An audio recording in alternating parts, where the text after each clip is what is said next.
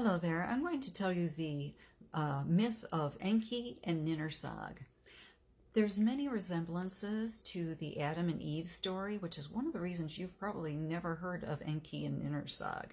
Um, that story, Enki and Ninhursag, came first. It was written about 2800 BC, with the goddess Ninhursag existing possibly as early as 4500 BC.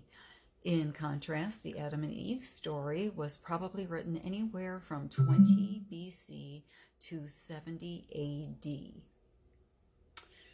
Enki was a god of fresh waters and wisdom, although I really kind of wonder about the wisdom part. You'll find out. Ninhursag was the mother goddess, the goddess of the earth, and also the goddess of the mountains. They were a couple. Ninhursag bore a few children from Enki, who were also gods and goddesses, and one of the daughters, named Ninkura, looked a lot like her mother Ninhursag. Well, Enki couldn't help himself, and soon Ninkura, Ninhursag's daughter, bore a child fathered by Enki. Ninhursag was angry.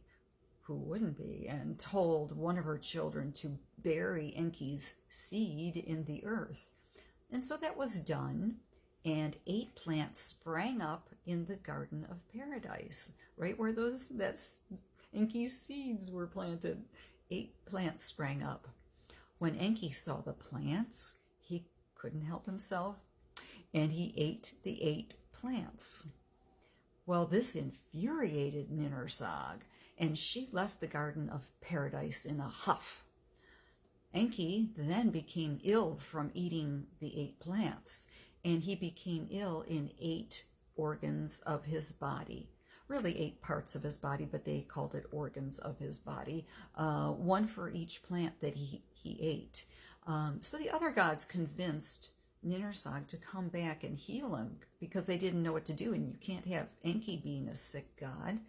So, she thought about it, and she decided to come back. So she took the fertile plants into her own body, and I'll just leave it to your imagination what that means and how she did it, okay? You can think about that. But after she took them into her body, she gave birth. It made her give birth to 8 more deities, gods and goddesses, one to heal each part of the body that was sick in Enki. And so each of the deities started to heal Enki. Now, one of the deities was named Ninti, and Ninti was a very, very special name. Ninti, well, first I'll tell you how she healed Enki. She wraps her legs around Enki and absorbs his pain, and then his rib was healed. Okay? Ninti in turn gave birth from all that pain and that she had absorbed from Enki, and that is why women have pain in childbirth today. These are the explanations that they used to give. It made sense.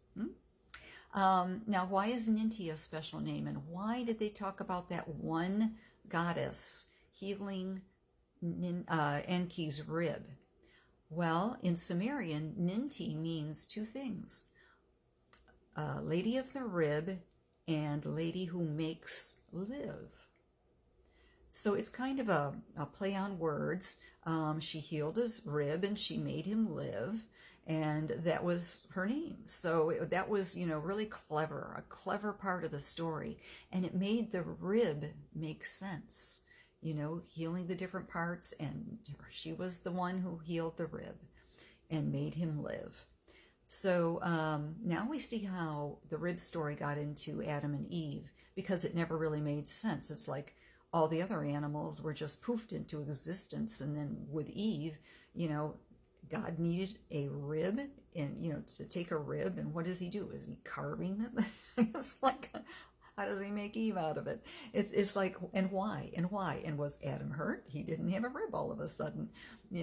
It was just, it didn't make sense. But now we know why. It was taken from this other story. Several things, were taken loosely from this old story, because those were things people probably liked, and they wanted to make this new story popular that was going to become Christianity. It was like a combination of kind of like Judeo-Christian, I'll say. But anyway, so let's see, where am I on this? Oh, so gosh, I actually have said just about everything. Yeah, I have. I've said everything to the story, but it's kind of an interesting story, and sometimes they call it Ninti, or they call it Lady of the Rib as a story, but quite often they do just say the myth of Enki and Ninhursag, and Ninti is a part of the whole myth, because they do talk about Enki and Ninhursag more. So anyway, that is the story. I find it really kind of a cool one, especially, the 8 plants in the Garden of Paradise, and kind of the interesting part how Ninhursag storms off instead of God getting angry and expelling Adam and Eve from the Garden of Paradise, So, maybe you heard some other things that sounded familiar to you. So now you know the story. I don't know what you're going to do with this knowledge, but you know the story.